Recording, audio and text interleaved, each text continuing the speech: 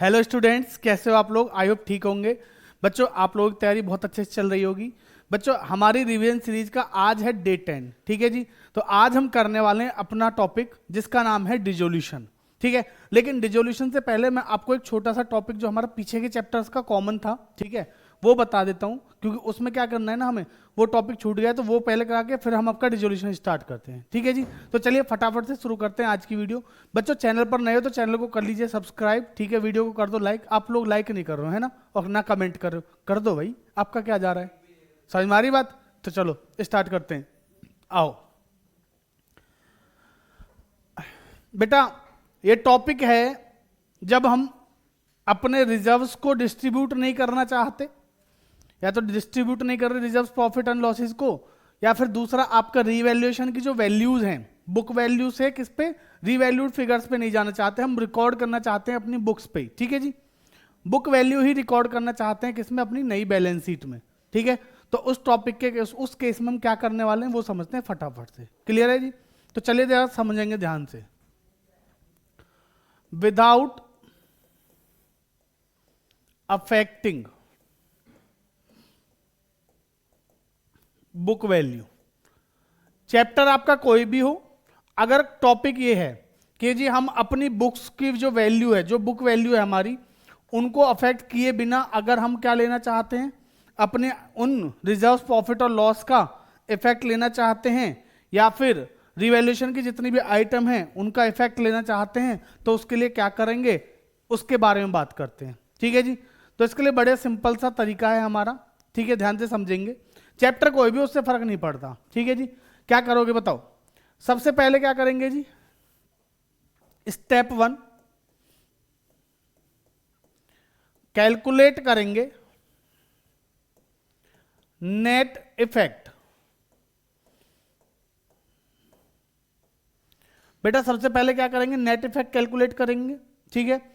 Net effect मतलब अगर reserve और प्रॉफिट दे रखे हैं आपको, ये लॉस दे रखे हैं, रिजर्व, प्रॉफिट और लॉस दे रखे हैं, तो रिजर्व और प्रॉफिट का बैलेंस कैसा है? क्रेडिट, पॉजिटिव है, यानी प्रॉफिट्स है ना जी, पॉजिटिव है। ठीक है। और साथ साथ क्या दे रखे हैं? लॉस भी दे रखे हैं। तो पहले प्रॉफिट में से क्या कर लो? लॉसेस को माइनस कर लीजिए। ठीक है जी। अगर प्रॉफिट ज्यादा होगा, मतलब रिजर्व वगैरह ज्यादा होंगे, लॉस क्या होगा? कम होगा, तो बैलेंस कैसा आएगा? पॉजिटिव। बात समझ में आ रही है जी? अच्छा, अगर रिजर्व और प्रॉफिट कम हो, मान लो लॉस ज्यादा है, तो बैलेंस कैसा आएगा? नेगेटिव। बात समझ में आ रही है? इस केस में तो नेट इफेक्ट ये निकल गया। रिवैल्यूएशन के केस में भी सपोज पहले मशीनरी 1 लाख की थी, अब कितनी हो गई? 80,000। प्रॉफिट हुआ लॉस? 1 लाख की थी, 80,000 हो गई, क्या हो गया? लॉस। लॉस है तो क्या करेंगे? माइनस में लिख लेंगे। ठीक है जी। क्रेडिटर्स पहले 50,000 के थे, अब हो गए 40,000 के। प्रॉफिट है लॉस है? क्रेडिटर्स लायबिलिटी कम हो रही है, क्या है? प्रॉफिट। ठीक है जी। तो अगर मैं ये दो ही आइटम मानूं तो क्या आ रहा है मेरे को नेट में? 10,000 का लॉस। आप ध्यान से समझो ना भाई, 20,000 का लॉस था मशीनरी में, ठीक है जी, और यहां 10,000 का प्रॉफिट है, तो नेट करेंगे तो माइनस में आएगा 10,000। क्लियर? तो उस केस में बैलेंस कैसा आ रहा है? नेगेटिव। बात समझ में आ रही है जी? तो हमारा जो बैलेंस है आइदर पॉजिटिव और नेगेटिव ये आएगा जी, नेट इफेक्ट करने पे। समझ में आ गया नेट इफेक्ट कैसे करेंगे? ठीक है जी। तो बेटा, नेट इफेक्ट करने के बाद अगर बैलेंस कैसा आ रहा है हमारा, तो step number 2, if net effect is positive. बच्चों, अगर नेट इफेक्ट कैसा है? पॉजिटिव है। नेट इफेक्ट कैसा है?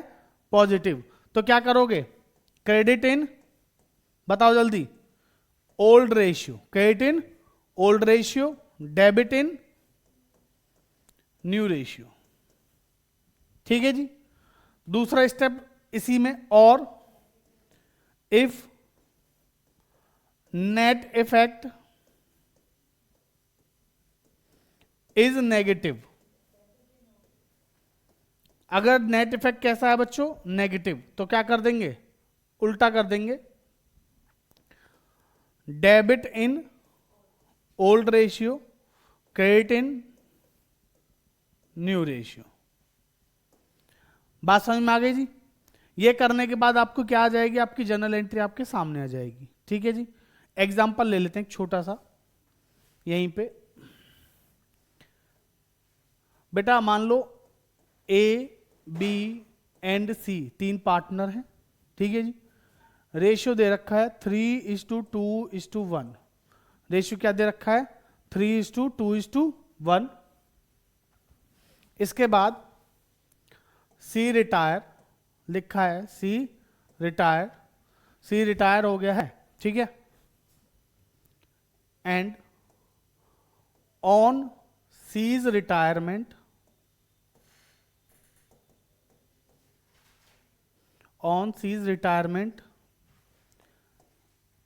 Balance sheet showed following balances।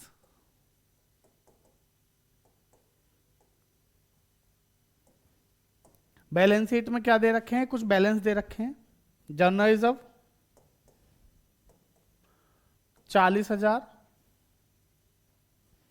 Profit and loss credit balance, profit और लॉस का क्रेडिट बैलेंस लिखा है 30,000। और बच्चों एडवर्टीजमेंट एक्सपेंडिचर दिया रखा है आपको 10,000 का। एडवर्टीजमेंट एक्सपेंडिचर कितना दे रखा है? 10,000, ठीक है जी। ये 3 आइटम दे रखी हैं। Partners decide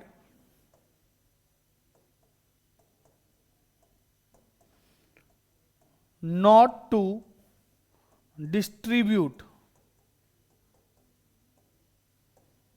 and return of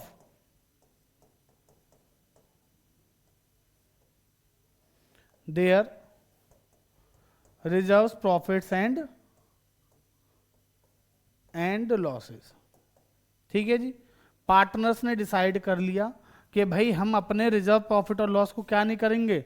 distribute नहीं करेंगे। क्लियर है जी? यहां तक कोई दिक्कत? चलो फिर ध्यान से समझिए। अब इसको कैसे करोगे ये समझते हैं जी।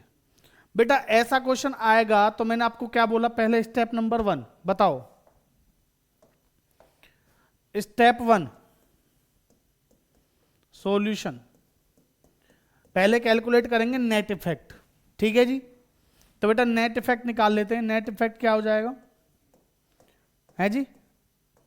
बेटा जनरल रिजर्व कितने का है? 40। P&L का बैलेंस कैसा है? पॉजिटिव है, तो कितने का? 30। और बेटा एडवर्टीजमेंट सस्पेंस कैसा है? लॉस। तो इसको क्या कर देंगे? 10,000 को माइनस, भाई इन दोनों को प्लस, इसको क्या कर दोगे? माइनस। तो कितना आया? 60। पॉजिटिव है नेगेटिव? पॉजिटिव। बैलेंस कैसा है हमारा? पॉजिटिव। तो क्या करोगे? Credit in old, debit in new. तो ऐसे लिखेंगे ABC। बेटा जैसे गुडविल का ट्रीटमेंट करते थे, क्रेडिट डेबिट, ठीक है जी। क्रेडिट कितना करोगे? 60,000 इन 3:2:1। बताओ जी। 30,000, 20,000 और 10,000, ठीक है जी। समझ में आ गई बात? इसको छोड़ दो। समझ में आ गई बात? दोनों को बांट दो इसमें। 40, 3 और 2 में बांट रहे हैं ना जी। 3 2 तो 5, 5 से डिवाइड करो कितना आएगा? 12। तो 12 3 36 और 12 दूनी 24। 36 24 कितना आएगा जी? ये 36,000 और 24,000।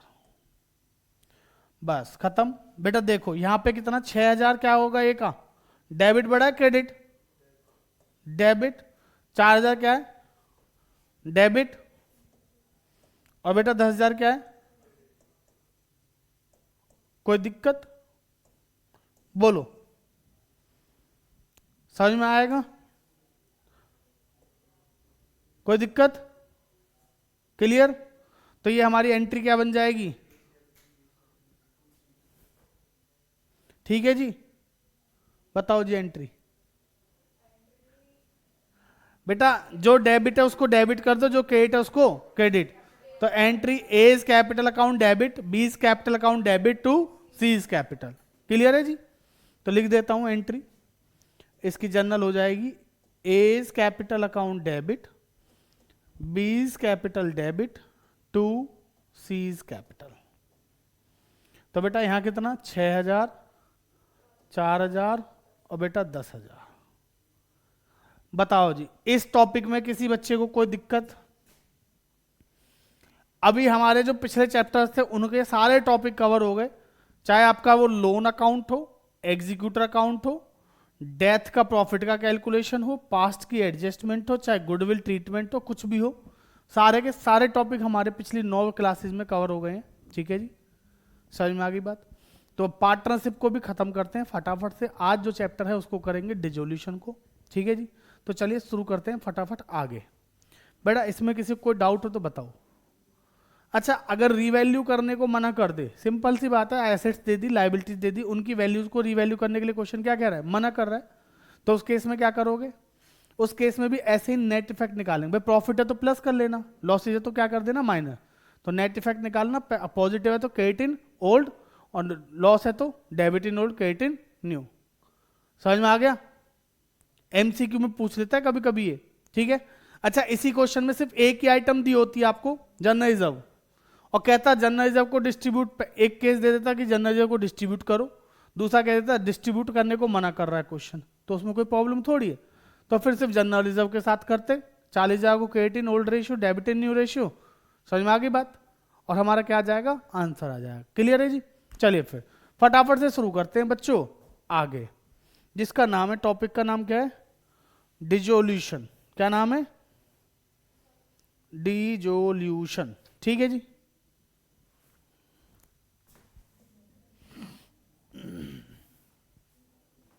Dissolution of partnership firm.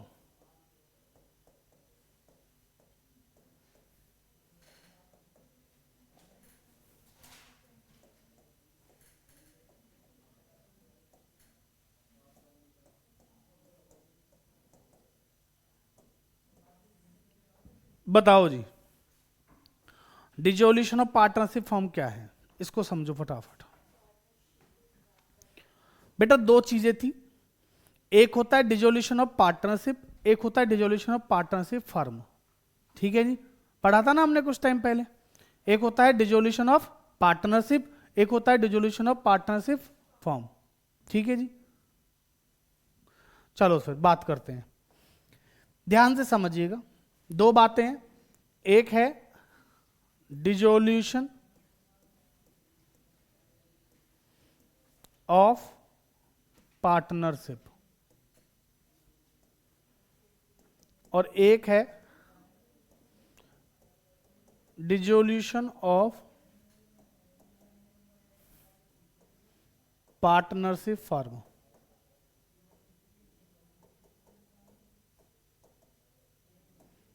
बात समझ में आ रही है जी? डिसोल्यूशन ऑफ पार्टनरशिप और डिसोल्यूशन ऑफ पार्टनरशिप फर्म। ठीक है बेटा, पार्टनरशिप का डिसोल्यूशन का मतलब क्या है? जो अभी तक आप पढ़ रहे थे ना, जो अभी तक आपने पढ़ा है पिछले कुछ दिनों में 4-5 क्लास में, रिकॉन्स्टिट्यूशन ऑफ पार्टनरशिप जिसको हम कह रहे थे, वही है डिसोल्यूशन ऑफ पार्टनरशिप। मतलब पार्टनरशिप में क्या हो रहा है? चेंज हो रहा है। पार्टनरशिप क्या हो रही है? बार बार खत्म हो रही है। बात समझ में आ रही है जी? पार्टनरशिप क्या हो रही है? बार बार खत्म हो रही है। ठीक है ना, पार्टनर्स के बीच में बार बार पार्टनरशिप क्या हो रही है? खत्म। बेटा चेंज इन पीएसआर है, जैसे A B C old partner थे, रेशियो 3:2:1 था। समझ में आ रही है बात? तो अब वहां पे क्या हो रहा था? उन ए बी सी के बीच का जो पहला रेशियो था, पहला एग्रीमेंट था, वो क्या हो रहा है? खत्म हो रहा है। तो वहां पे एक नया रेशियो आ रहा है, तो नया एग्रीमेंट बन रहा है। तो जो उनकी पुरानी पार्टनरशिप थी वो खत्म हो गई, एक नई पार्टनरशिप बन गई। तो ये हो गया डिसोल्यूशन ऑफ पार्टनरशिप, फर्म नहीं, सिर्फ पार्टनरशिप। नया पार्टनर आया, ए और बी पुराने पार्टनर थे, सी एडमिट हो गया नया पार्टनर। तो बेटा ए और बी के बीच की जो पार्टनरशिप थी खत्म हो गया, अब किसकी बन गई? ए बी और सी की बन गई। ए बी सी 3 पार्टनर थे, सी चला गया अपनी मर्जी से या ऊपर वाले की मर्जी से। अपनी मर्जी से गया तो रिटायरमेंट, ऊपर वाले की से गया तो डेथ। यही तो फर्क है। ठीक है नहीं? तो बेटा ए बी सी के बीच में जो पार्टनरशिप थी, सी के जाने के बाद क्या होगी? वो ए और बी के बीच की रह गई, तो उनकी वाली क्या हो गई? खत्म। तो ये था अब तक, ये है ना। तो मैं इसको क्या कह सकता हूं? रिकॉन्स्टिट्यूशन ऑफ पार्टनरशिप भी कह सकता हूं। बेटा इसमें ना एमसीक्यू बन जाता है।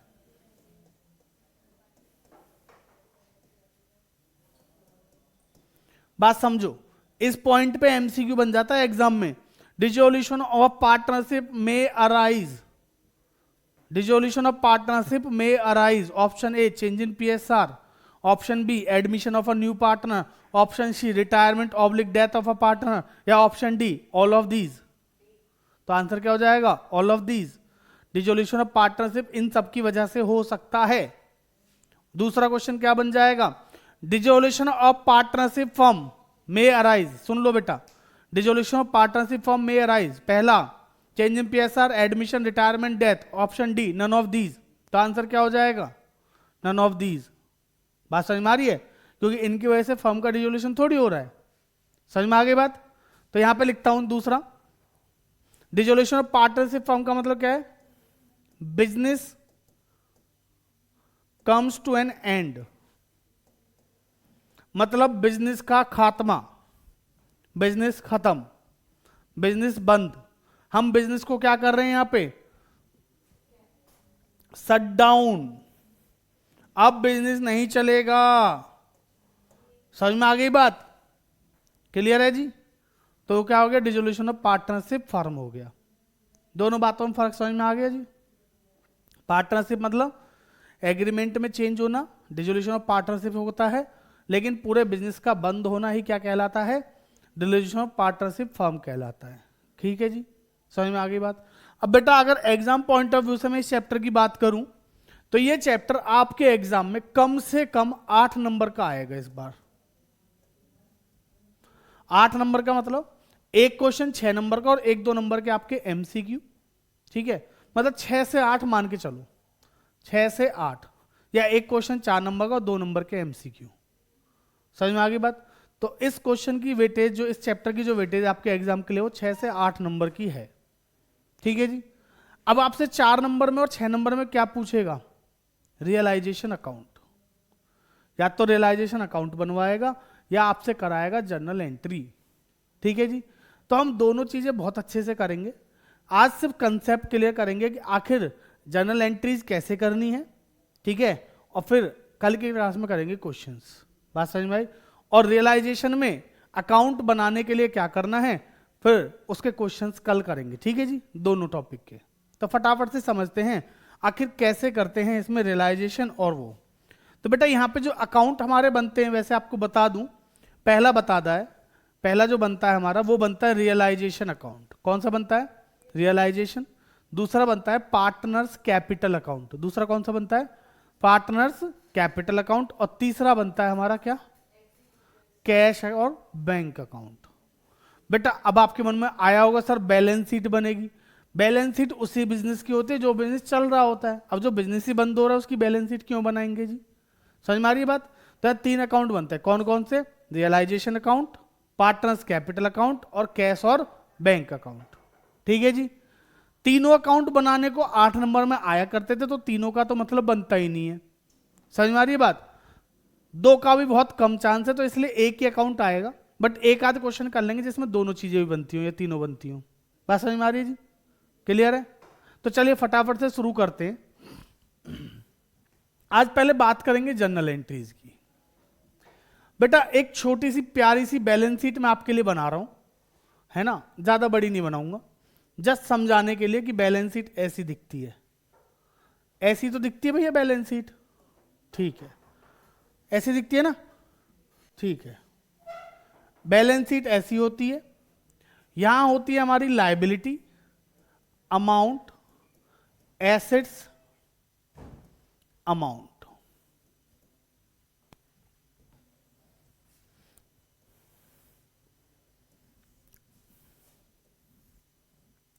ध्यान से समझना बेटा, बस अगर आपने कंसेप्ट समझ लिया ना तो क्वेश्चन आराम से हो जाएंगे। पहले समझ लो, ये होती है लायबिलिटी, अमाउंट, एसेट्स, अमाउंट, कुछ इस प्रकार से होती हैं। ठीक है जी?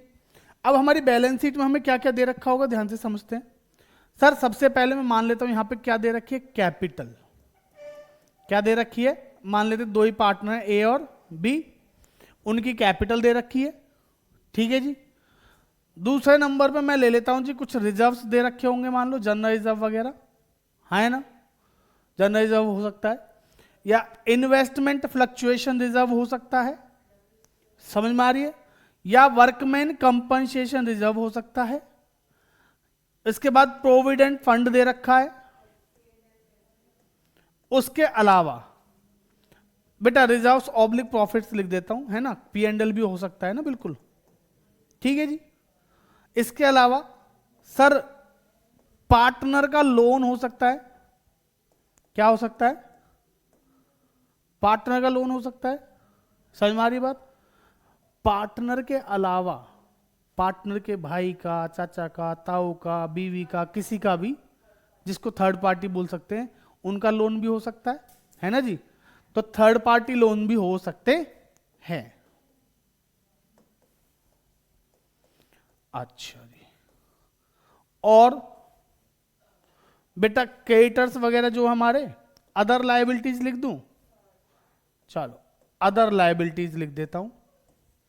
बैलेंस शीट की लायबिलिटी साइड में तो इतनी चीजें दिखेंगी आपको, ठीक है जी। आ जाओ एसेट साइड में। एसेट साइड में बेटा फिक्स्ड एसेट्स हो सकती हैं, हाँ है ना। अच्छा फिक्स्ड में भी दो हो सकती हैं, टेंजिबल एसेट्स और इंटेंजिबल एसेट्स।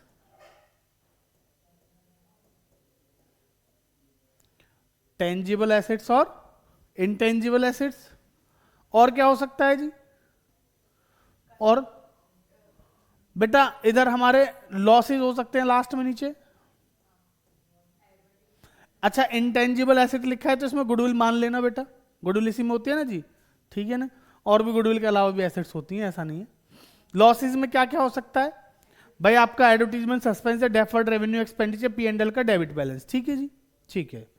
इसके अलावा सर डेटर हो सकते हैं। अच्छा डेटर्स में से less provision for doubtful debt हो सकता है, हाँ है ना, यही तो होगा। और क्या हो सकता है जी? कैश बैंक हो सकता है,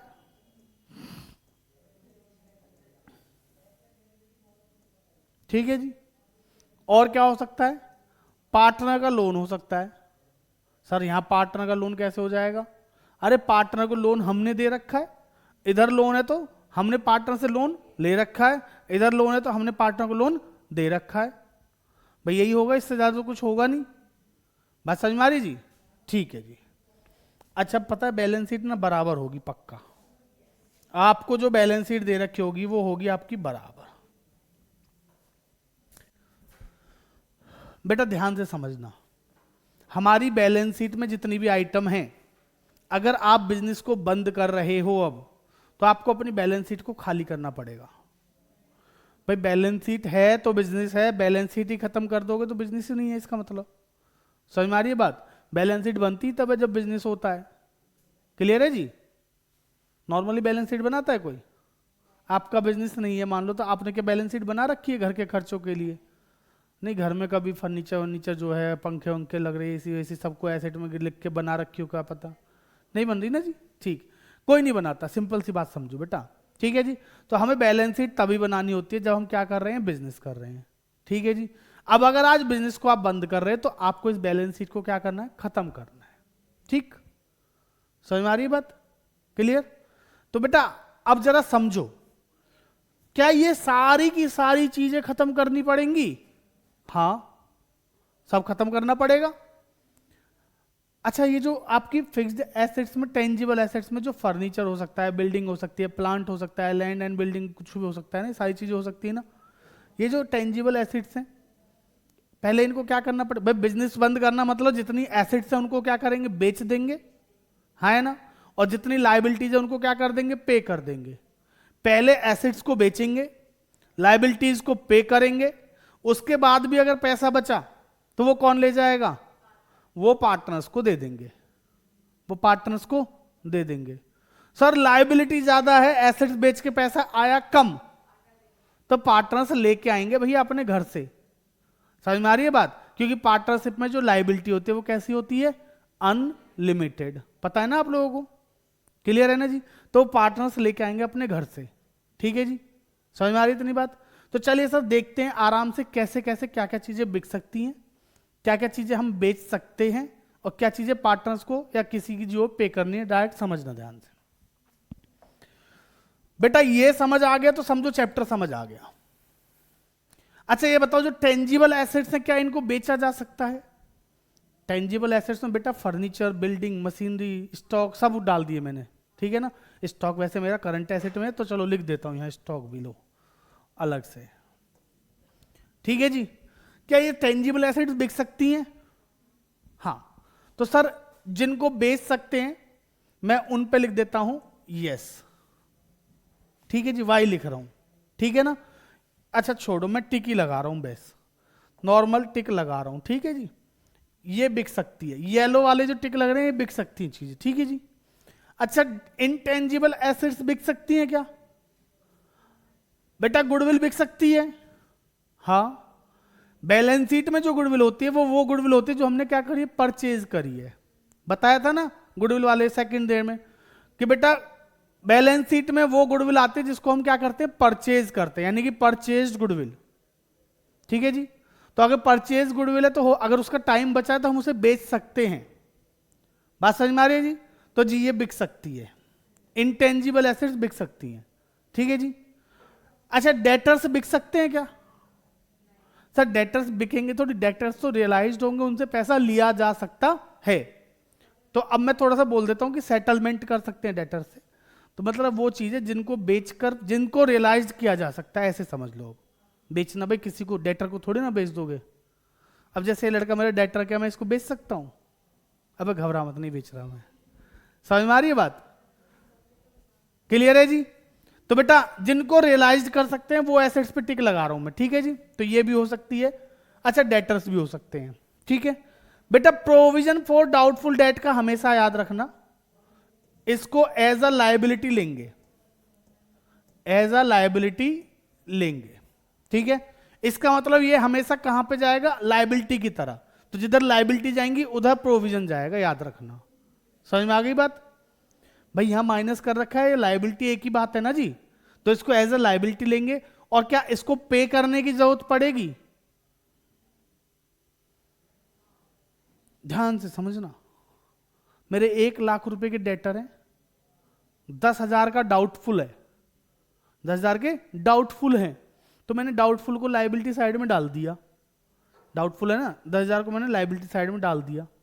और जब मैं डेटर्स के पास पैसे लेने गया तो मान लो मुझे 90,000 ने ही पैसे दिए, 90,000 ने पैसे दिए ना, तो क्या मैं 10,000 को फिर पे करूं, भैया लो तुम 10,000 और ले लो?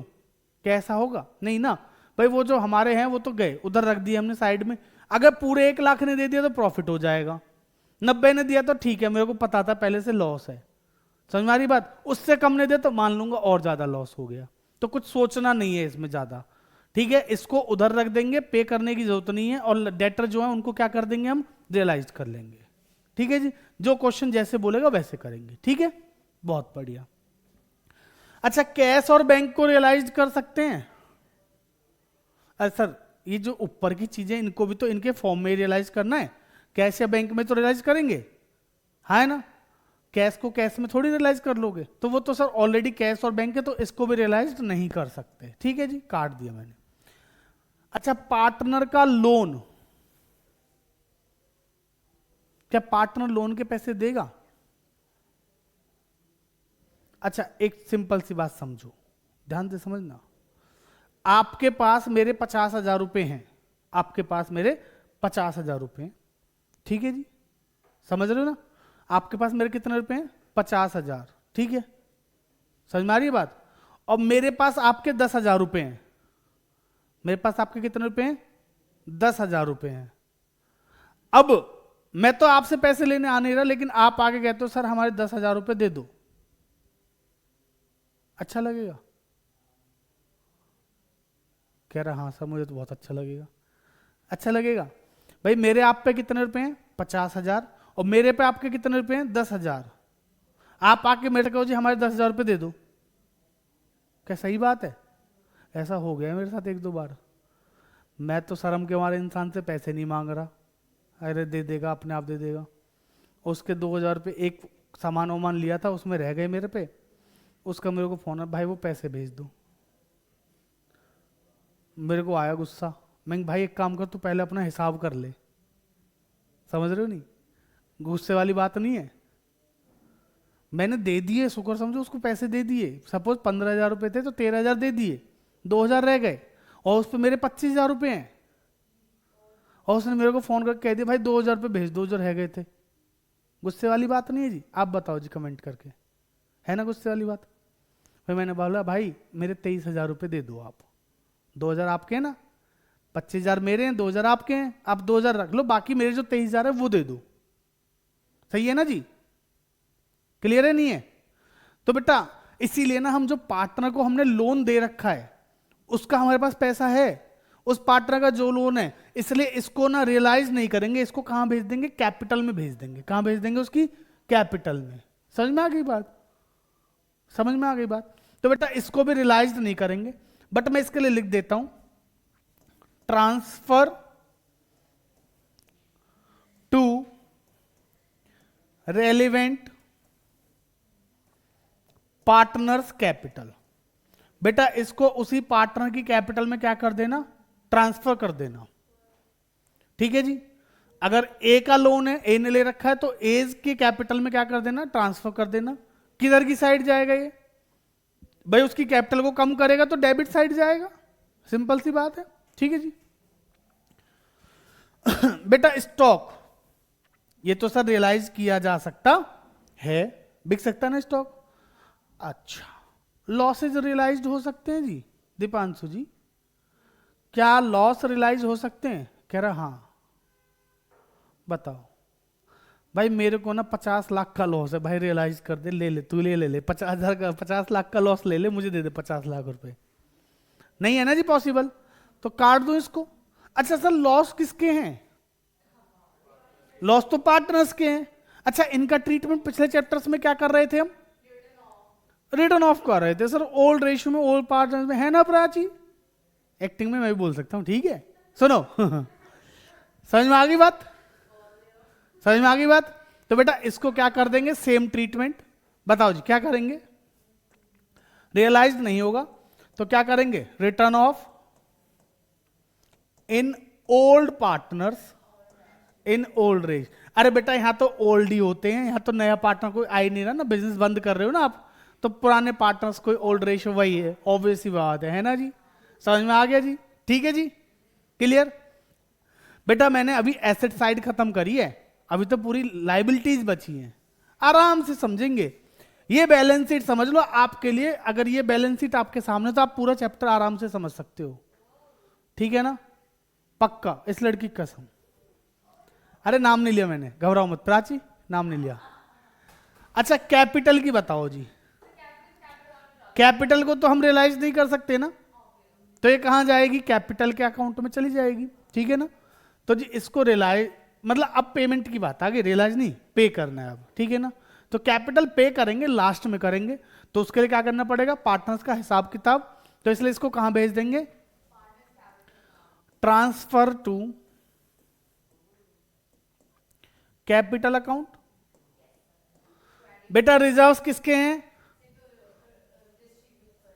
पार्टनर्स के, तो इनको भी कहां भेज देना? पार्टनर्स में, रेशियो में, सेम रेशियो में जो भी उनका रेशियो है। ठीक है जी? क्लियर? इन्वेस्टमेंट फ्लक्चुएशन रिजर्व, बेटा इसको कहां पे भेजोगे? बेटा देखो इधर कहीं ना कहीं मेरी क्या रही होगी? इन्वेस्टमेंट। क्या रही होगी? इन्वेस्टमेंट। और इधर क्या है मेरा? IFR। ठीक है जी? तो इसको भी कहां पे भेज देना? जैसे प्रोविजन को भेज रहे थे ना लाइबिलिटी में, तो वैसे ही जिधर लाइबिलिटीज बाकी जाएंगी वहीं पे भेज देना, यानी कि रियलाइजेशन अकाउंट में। पे नहीं करना, हमने रिजर्व पहले से बना रखा है। समझो बात को, मैंने 1 लाख रुपए की इन्वेस्टमेंट के अगेंस्ट कितने का रिजर्व बना रखा है? 10,000 का। ठीक है? तो अगर मैं इस 10,000 को किस में भेज दूं? रियलाइजेशन में। रियलाइजेशन में ही भेज दूं, और मेरी इन्वेस्टमेंट अब चाहे 10 से कम में बिके, ज्यादा में बिके, तो मुझे ज्यादा दिमाग लगाने की जरूरत है नहीं उसमें। समझ में आ रही है बात? तो यहां पे वो पंगा नहीं पालना कि भाई पहले उसको देखेंगे इन्वेस्टमेंट की वैल्यू कितनी कम कितनी ज्यादा। बहुत सिंपल सा रूल है, इसको आप कहां भेज दो? रियलाइजेशन में। ठीक है जी? तो IFR को तो सीधे सीधे कहां कर देना? ट्रांसफर टू, बताओ जी, transfer to, very good, realization account. सिर्फ IFR बोला है मैंने, WCR नहीं। WCR की कहानी समझो अब जरा। WCR है मेरे पास 50,000, कितने का? 50,000, ठीक है। कोई क्लेम नहीं है नीचे इसके अगेंस्ट, कोई क्लेम नहीं है इसके अगेंस्ट, तो बेटा पूरा 50 कहां चला जाएगा? पार्टनर्स में, ओल्ड रेशियो में डिस्ट्रीब्यूट कर देंगे रिजर्व की तरह। समझ में आ रही है बात? अगर कोई क्लेम नहीं है तो पूरा पूरा चला जाएगा। मान लो क्लेम है कितने का? 30,000, कितने का? 30,000, तो 30,000 कहां चला जाएगा? क्लेम कहां जाएगा? रियलाइजेशन में एज अ लाइबिलिटी। अच्छा बचा कितना? 20, उसको क्या करोगे? बांट देंगे पार्टनर्स को, है ना। अच्छा सुनो, क्लेम हो गया जी 70,000, अब क्या करोगे? तो बेटा रियलाइजेशन में कितना चला जाएगा? 70। रियलाइजेशन में कितना चला जाएगा? 70। बात समझ में आ रही है जी? फिर जब बचा ही नहीं तो कुछ करना ही नहीं। कुछ मुश्किल है? कुछ नहीं करना, जितना क्लेम है उतना रियलाइजेशन में बेच देना, बच जाए तो बांट देना, ना बचे तो मजे लो, आगे बढ़ो, है ना जी। लास्ट में उसको पे करेंगे। बेटा जो चीजें रियलाइजेशन में जा रही है उनको पे करना पड़ता है, याद रखना, ठीक है जी। ठीक है, ओके। प्रोविडेंट फंड रियलाइजेशन में चला जाएगा। बेटा प्रोविडेंट फंड तो पे करना पड़ेगा ना, एम्प्लॉयज का पैसा है, तो ये कहां जाएगा? रियलाइजेशन में जाएगा। अच्छा पार्टनर का लोन कहां जाएगा? डायरेक्ट पे करेंगे जी, डायरेक्ट पेड, इसको डायरेक्ट पे करेंगे। चलो इसकी बात कर लेते हैं फिर। बेटा मैं जो बोलता हूं ना वो बहुत जरूरी है सुनना, इसलिए सुन लो ध्यान से। लोन है 10,000 का, छोटा अमाउंट है, कितने का है? 10,000, ठीक है जी। पे कितना करना है? 10,000, 10,000 है और 10,000 ही पे करना है। एंट्री बताओ। लोन है, कैसा बैलेंस? क्रेडिट। खत्म करने के लिए क्या करेंगे? डेबिट। एंट्री क्या हो जाएगी? पार्टनर का लोन डेबिट टू कैश या बैंक। कोई दिक्कत? समझ में आ गई बात भाई साहब?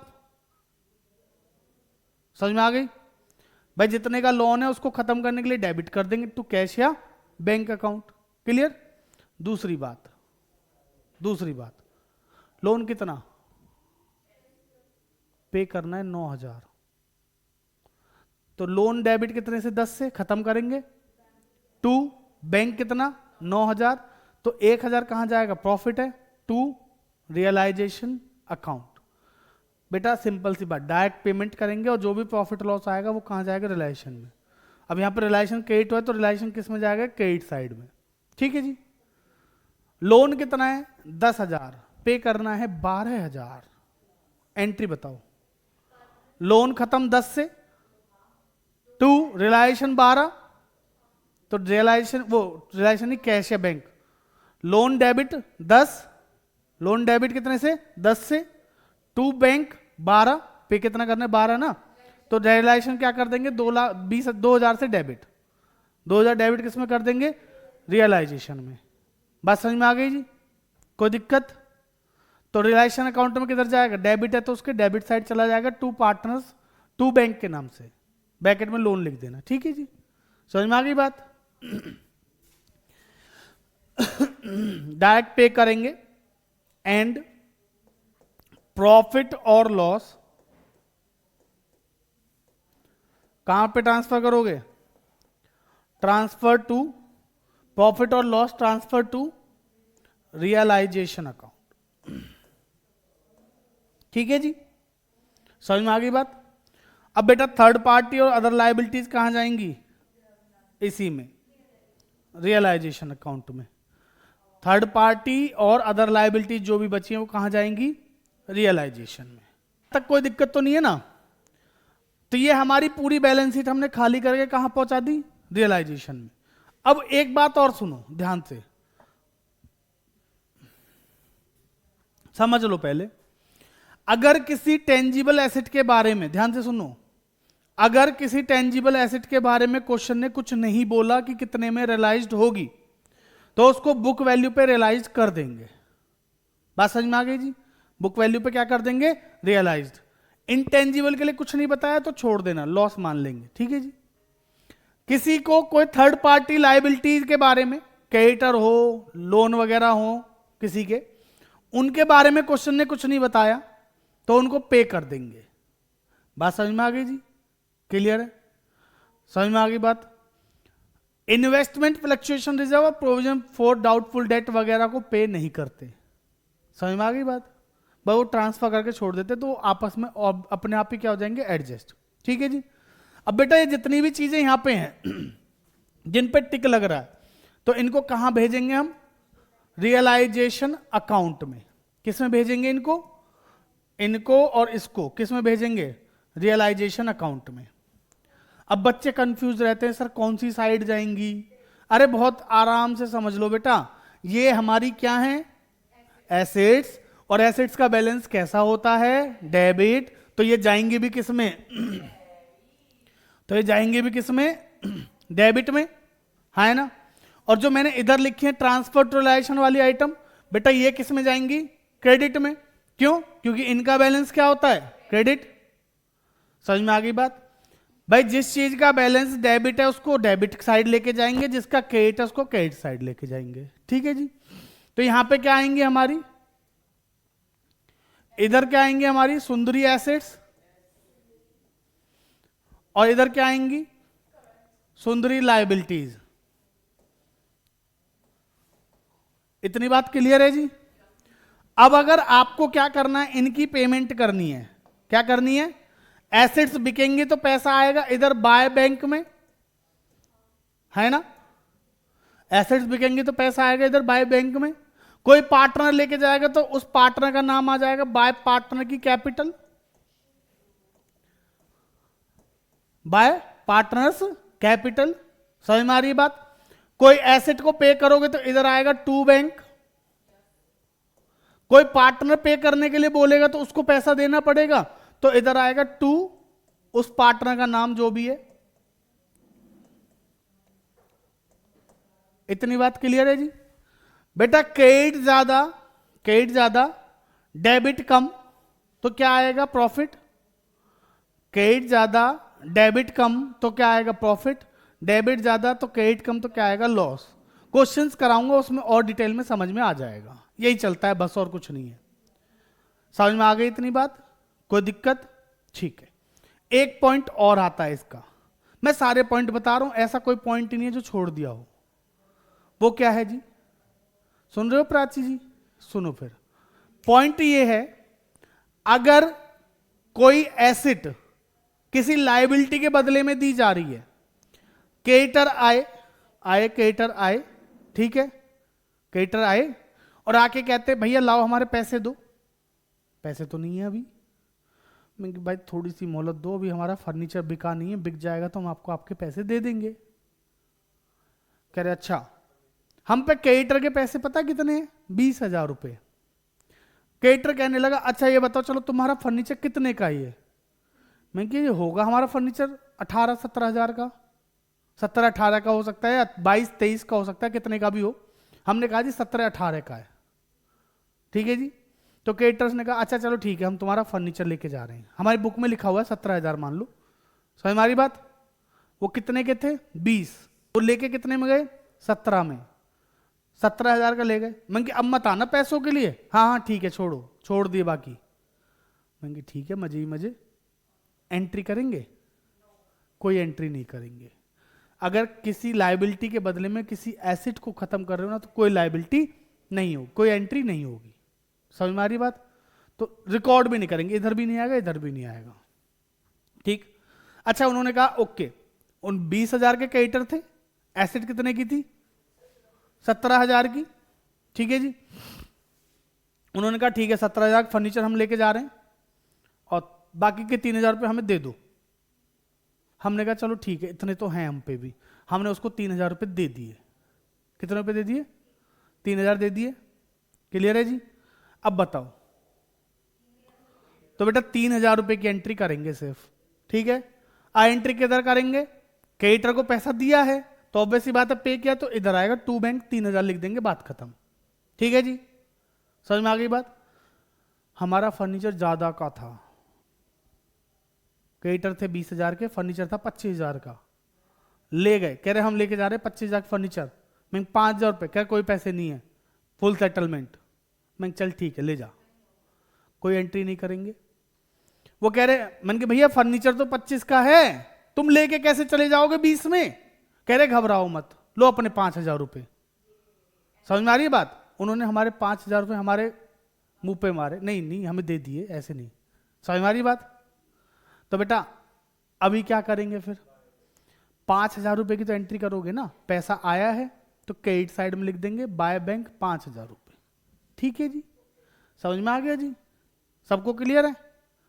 तो ये होता है जब किसी एसेट के बदले में किसी लायबिलिटी को खत्म किया जाए तो। क्लियर है गौतित? चलो फिर, ये तो था जनरल रियलाइजेशन अकाउंट बनाने का। अब चलते हैं आगे। अच्छा सुनो, अब बात करते हैं बेटा जनरल एंट्रीज की। कितनी प्यारी बैलेंस शीट लग रही है ना ये, देख लो इसको। मन कर रहा है ना देखने का, देखते रहो। हाँ लो हटा दी मैंने। अब समझो बेटा, आपको ये पता चल गया कौन कौन सी चीजें रियलाइजेशन में जाएंगी, एसेट साइड और लायबिलिटी साइड सब पता चल गया। ठीक है, अब क्या करते हैं, जनरल एंट्री समझते हैं। अगर हम जनरल एंट्री करते हैं किसकी? ट्रांसफर टू रियलाइजेशन की। ठीक है जी, व्हेन, वैसे मैं लिखता नहीं हूं पर अभी लिख रहा हूं, एसेट्स ट्रांसफर्ड टू रियलाइजेशन। बेटा जब एसेट्स ट्रांसफर हो रही हैं कहां पे? रियलाइजेशन अकाउंट में। एंट्रीज बताओ जी क्या करोगे? एसेट का बैलेंस कैसा होता है? हैं जी? खत्म करने के लिए क्या करोगे? वेरी सिंपल सर, समझ में आ रही बात? एसेट्स का बैलेंस कैसा होता है? डेबिट। तो खत्म करनी है जी, अब तो बैलेंस शीट खाली करनी है, खत्म कर रहे हैं, तो खत्म करने के लिए क्या करोगे? क्रेडिट। तो एसेट्स को करेंगे क्रेडिट, तो डेबिट किसको कर दोगे? Realisation account. ठीक है भाई सब, समझ में नहीं आ रहा? रो क्यों रहा है फिर? बताओ। तो बेटा एंट्री कर देंगे, सिंपल समझ लो ना, मैं समझाता हुआ चल रहा हूं, मैं लिखने का मन नहीं करता। When asset transfer to realisation, asset का बैलेंस कैसा? डेबिट। तो खत्म करने को क्या करेंगे? क्रेडिट। ठीक है, तो डेबिट किसको कर दोगे? रियलाइजेशन। तो एंट्री हो जाएगी realisation account debit to sundry asset, sundry asset. ठीक है जी। दूसरा पॉइंट, लायबिलिटीज को ट्रांसफर करने की एंट्री बताओ जी। व्हेन सुंदरी लायबिलिटीज, अगर सुंदरी लायबिलिटीज ट्रांसफर्ड कर रहे हो टू रियलाइजेशन, एंट्री क्या करोगे? बेटा सुंदरी लायबिलिटीज का बैलेंस कैसा होता है जी? खत्म करने के लिए क्या करेंगे? डेबिट। तो एंट्री क्या हो जाएगी? Sundry liability account debit to realisation account. कितने आसान आसान टॉपिक है ना, समझ में आ गई बात? चलो पिछले पेज पे वापस आता हूं। एसेट लायबिलिटी तो भेज दी, ठीक है जी। कैपिटल को ट्रांसफर करने की एंट्री बताओ फिर। कैपिटल को रियलाइजेशन में तो जाएगी ही नहीं, कैपिटल अकाउंट में जाएगी ना, ट्रांसफर करने की एंट्री बताओ। बच्चे बेवकूफी कर देते हैं इनकी तरह, नाम नहीं बताऊंगा, है ना प्राची? सुनो इधर सुनो बेटा, हाँ प्राची शर्मा सुनो बेटा, नाम बिल्कुल नहीं बताऊंगा। बेटा कैपिटल है, और वो भी कौन सी? Opening capital. और ओपनिंग और क्लोजिंग कैपिटल की जर्नल एंट्री नहीं होती। कितनी बार बोल चुका हूं, समझ में आई बात? ओपनिंग और क्लोजिंग कैपिटल की जर्नल एंट्रीज नहीं करते, समझ में आ रही है बात? ठीक है। अच्छा चलो, रिजर्व्स प्रॉफिट्स को भी कहां ट्रांसफर करते हैं? कैपिटल में। कैपिटल में एंट्री क्या करेंगे? रिजर्व और प्रॉफिट का बैलेंस कैसा होता है? क्रेडिट। तो खत्म करने के लिए क्या करेंगे? डेबिट। ये तो पीछे पड़ा है ना जी, तो एंट्री क्या हो जाएगी? Reserves oblique profits account debit to realisation account. समझ में आ गई बात? ये हमने डिस्कस कर लिया पार्टनर लोन वगैरह का सब, ठीक है जी। इधर आ जाओ, इधर आ जाओ। हाँ, लॉसेस की एंट्री और बता दो, और ये पार्टनर के लोन की। पहले पार्टनर के लोन को ट्रांसफर करो किसमें? पार्टनर्स की कैपिटल में। एंट्री बताओ। बेटा लोन का बैलेंस कैसा है? सर एसेट साइड में है तो डेबिट बैलेंस है, एसेट साइड में है तो डेबिट बैलेंस है ना जी। अब डेबिट है तो खत्म करने के लिए क्या करेंगे? क्रेडिट। क्यों जी? डेबिट है तो खत्म करने के लिए क्या करेंगे? क्रेडिट। तो डेबिट किसको करोगे? पार्टनर की कैपिटल को। तो जिसका भी लोन है उसकी कैपिटल को क्या कर देंगे, डेबिट। तो partners capital account debit to partners loan account. Clear है जी, समझ में आ गई बात? ठीक है जी, अगले पॉइंट पे आओ। लॉसेस की एंट्री बताओ। फिर लॉसेस का बैलेंस है डेबिट, तो खत्म करने के लिए क्या कर देंगे, क्रेडिट। तो बेटा डेबिट किसको करोगे, पार्टनर्स को, है ना जी। चिल्ला चिल्ला के बता चुका हूं, कितनी बार तो बता चुका हूं मैं, है ना। नाम नहीं लूंगा आपका, समझ गए ना कौन है, ठीक है, सब समझ गए। बेटा समझ में आ गए यहां तक? कमेंट करके बताना क्या नाम है, तो मैं देखता हूं, देख रहे हो ध्यान से वीडियो नहीं। हाँ जी बेटा, लॉस है तो कहां जाएंगे, पार्टनर्स के कैपिटल में। तो एंट्री क्या हो जाएगी, पार्टनर्स कैपिटल को डेबिट कर देंगे टू लॉसेस, टू लॉसेस। समझ में आ गई बात, क्लियर? बस, अच्छा ये खत्म बेटा, पूरी बैलेंस शीट की एंट्रीज आ गई आपको। अब बहुत सिंपल सा बचा, अब ना है जी कुछ भी दिक्कत, अब तो दिक्कत खत्म। कभी कभी सुनो ध्यान से, अच्छा उसकी तो बताओ, एसेट क्रेडिटर जो लेके गया था जनरल एंट्री क्या करोगे? अरे वही तो, उसकी कोई एंट्री नहीं करेंगे अगर फुल सेटलमेंट में लिख गया, कोई पैसे नहीं दे गया तो। अब वो पैसे दे के गया तो पैसे आए हैं, बैंक बढ़ेगा, बैंक बढ़ेगा तो टू रियलाइजेशन। हमने उसे पैसे दिए तो बैंक घटेगा, तो टू बैंक डेबिट रियलाइजेशन। अब सुनो, सारी एसेट्स और लायबिलिटीज को रियलाइजेशन अकाउंट में डाल चुके हैं, ठीक है जी। अब उसके बाद हम क्या कर रहे हैं, उनको पे कर रहे हैं, लायबिलिटीज को पे और एसेट्स को बेच रहे हैं, ठीक है जी। बेटा सुनो, अगर हमने एसेट बेची किसमें, कैश में या बैंक में? सुन रहे हो बेटा, एसेट बेची किसमें, कैश में या बैंक में? तो एंट्री कैसे करोगे, क्योंकि आपको ये वाली एंट्री पूछेगा क्वेश्चन। वेरी सिंपल बेटा, पैसा आएगा, पैसा आएगा, और आपको पता है पैसा जो है वो क्या है, हमारी एसेट, और एसेट बढ़ेगी तो क्या करोगे, डेबिट। तो एंट्री क्या करेंगे, कैश या bank account debit to realisation. अब मुझे एसेट का नाम नहीं लिखना, समझ में आ गई बात? तो एंट्री क्या करेंगे, कैश या bank account debit to realisation, ठीक है जी। अच्छा अगर हम कोई लायबिलिटी की पेमेंट कर रहे हैं कैश या बैंक में, तो बेटा कैश या बैंक जाएगा, तो डेबिट किसको कर देंगे, रियलाइजेशन को। समझ में आ रही बात? अच्छा सुनो ध्यान से, प्राची हो बेटा, प्राची सुनो, पता है एक पार्टनर को हमारे बिजनेस का जो फर्नीचर था वो पसंद आ गया, कह रहा है जी इस चेयर पे मैं बैठा करता था आज तक, अब ये चेयर मैं लेके जाऊंगा अपने घर, मैं इस पे ही बैठूंगा हमेशा। समझ में आ रही है बात? अगर वो फर्नीचर, वो चेयर, वो पार्टनर लेके जाएगा तो हम एंट्री क्या करेंगे? अच्छा सोचो, आराम से सोचने वाली बात है। पार्टनर लेके जा रहा है फर्नीचर, ठीक है, पार्टनर की कैपिटल बढ़ानी चाहिए घटानी चाहिए? घटानी चाहिए, क्योंकि उससे पैसा लेना है। और कैपिटल का बैलेंस पता है क्रेडिट होता है, क्रेडिट होता है ना, हाँ। तो बेटा उसको खत्म करने के लिए क्या करेंगे, सिंपल सर, कैपिटल का बैलेंस क्रेडिट होता है, खत्म करने के लिए क्या करेंगे, डेबिट, है ना। तो क्रेडिट किसको करेंगे, रियलाइजेशन। कैपिटल को डेबिट करेंगे और टू रियलाइजेशन, क्योंकि फर्नीचर लेके जा रहा है ना, अब वो कुछ भी लेके जाए जी, अब सारी चीजें किसके थ्रू होंगी, रियलाइजेशन के थ्रू होंगी। कोई पैसा आएगा तो रियलाइजेशन में, कोई पैसा जाएगा तो रियलाइजेशन से, चाहे पार्टनर के थ्रू आए, पार्टनर लेके जाए, कोई भी लेके जाए, रियलाइजेशन के थ्रू एंट्रीज होंगी बेस्ट। समझ में आ गई बात? बाकी इसकी जितनी भी चीजें हैं, जैसे कुछ एंट्रीज जो है ना हमारी एक्सपेंसेस की हैं, कि पार्टनर पे कर रहा है, पार्टनर बेयर कर रहा है, वो सारी चीजें, तो वो हम करेंगे क्वेश्चंस के थ्रू। समझ में आ रही है बात? ठीक है जी। तो कल की क्लास में हम करने वाले हैं डिसोल्यूशन के क्वेश्चंस, जिसमें रियलाइजेशन अकाउंट बनाने के, जनरल एंट्री के 2-3 तरीके के क्वेश्चंस करेंगे, 4-5, ठीक है जी। समझ में आ गई बात? तो कल हमारा पार्टनरशिप हो जाएगा पूरा का पूरा खत्म, ठीक है जी। कल है हमारा डे नंबर 11, तो हो सकता है डे 12 को मैं इस पूरे पार्टनरशिप के मिसलिनियस कुछ क्वेश्चंस कराऊं, ऐसा मेरा मन कह रहा है कि पहले मिसलिनियस क्वेश्चंस करा लेने चाहिए। उसके बाद डे 13 से शुरू कर देंगे अपना कंपनी सेकंड बुक, ठीक है जी। 8 दिन में आराम से खत्म कर देंगे, और फिर आराम से हमारा 30 दिन का सिलेबस हो जाना है, ठीक है जी। तो चलिए बच्चों आज के लिए इतना ही रखते हैं, बाकी करेंगे अगली क्लास में। तब तक के लिए धन्यवाद। बेटा वीडियो अच्छी लग रही है ना तो वीडियो को लाइक कर देना, सब्सक्राइब कर देना, ठीक है, समझ रहे हो। और हाँ कमेंट करके जरूर बताना नाम क्या था उसका, ठीक है जी। चलो जी मिलते हैं अगली क्लास में, धन्यवाद।